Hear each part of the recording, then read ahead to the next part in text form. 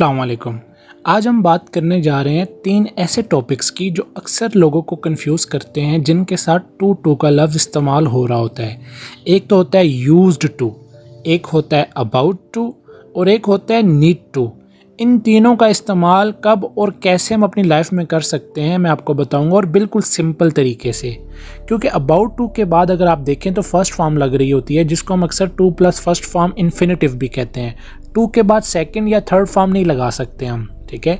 इसलिए इसको हम टू प्लस फर्स्ट फॉर्म जब लगती है तो क्या कहते हैं, इन्फिनेटिव। फिर हम इसको वर्ब का नाम नहीं देते। तो मैं आज आपको उसी बारे में बताने जा रहा हूँ, और बहुत ही सिंपल जुमले हैं, साथ उर्दू के साथ मैं आपको एग्जांपल्स भी दूंगा ताकि आप इनको अपनी लाइफ में आसान तरीके से यूज़ कर सकें। अगर आपने अभी तक मेरे चैनल को सब्सक्राइब नहीं किया तो सब्सक्राइब कर लें, क्योंकि इंग्लिश लैंग्वेज के हवाले से रोज़ाना यहाँ वीडियोज़ मैं लगाता हूँ। सबसे पहले हम बात करते हैं यूज्ड टू की। अच्छा, यूज्ड टू की डेफिनेशन मैं आपको बता देता हूँ कि ये हम तब इस्तेमाल करते हैं जब हम पास्ट की आदतों की बात करते हैं। कोई भी ऐसा काम जो पास्ट में आप रोज़ करते थे, मतलब आपकी आदत थी। अगर आप इसकी आइडेंटिटी की बात करें तो जुमले के आखिर में कैसे अल्फाज आते हैं, ता, था, ती, थी, ते, थे वगैरह वगैरह। जैसे पहला जुमला देखें, वो झूठ बोला करता था। He used to tell a lie. He used to tell a lie. ठीक है। नंबर 2 एग्जाम्पल देखें, वो क्रिकेट नहीं खेला करता था। He did not used to play the cricket.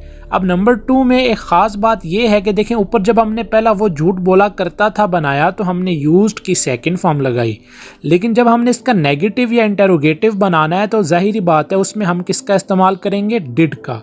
और जब डिड लगाएंगे जो यूज़ के साथ डी लगा हुआ है वो हम ख़त्म कर देंगे। वो क्रिकेट नहीं खेला करता था, he did not use to play the cricket. ठीक है, बात यहाँ आदत की हो रही है। सिंपल जुमले में यूज्ड लगाएं, नेगेटिव इंटेरोगेटिव जुमले में आपने डिड लगाना है, जिसकी वजह से यूज टू की दोबारा फर्स्ट फॉर्म हो जाएगी। तो याद रखें, हम इन जुमलों में यूज्ड को एज अ वर्ब ले रहे हैं। जो आगे टेल आ रहा है वो तो इन्फिनेटिव के तौर पे आ रहा है। उसके बाद चलते हैं अबाउट टू की तरफ। ठीक है, अबाउट टू का मतलब होता है जब हम कोई काम करने लगे होते हैं। जैसे वो सोने लगा है, वो भागने लगा है, वो जाने लगा है। ऐसे जुमले जिनके आखिर में लगा है आए, और अगर पास्ट की बात है तो लगा था, लगी थी, लगे थे आए, तो हम अबाउट टू का इस्तेमाल करते हैं। अबाउट टू की ख़ास बात यह है कि इसके साथ प्रेजेंट में हम इज़ एम आर लगाते हैं और पास्ट में वाज वर लगाते हैं।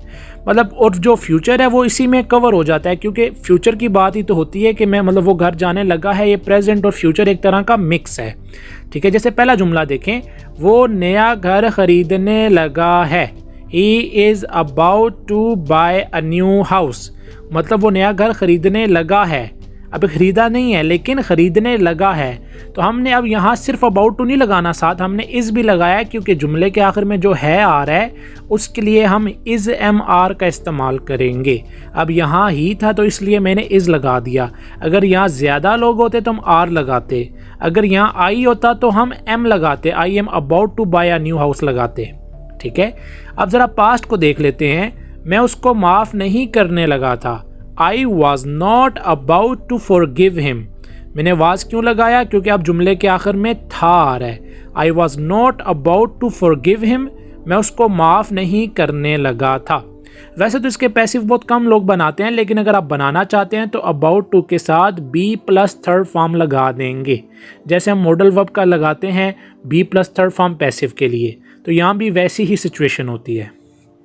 तो आइए अब चलते हैं नीड टू की तरफ। नीड टू, अब नीड टू से हमें क्या जाहिर होता है कि नीड टू कब हम इस्तेमाल करेंगे, जब ऐसे जुमलों की बात होगी जब हमें कोई एक्शन करने की ज़रूरत है। अगर जुमले के आखिर में ज़रूरत है, जैसे अल्फाज का इस्तेमाल हो।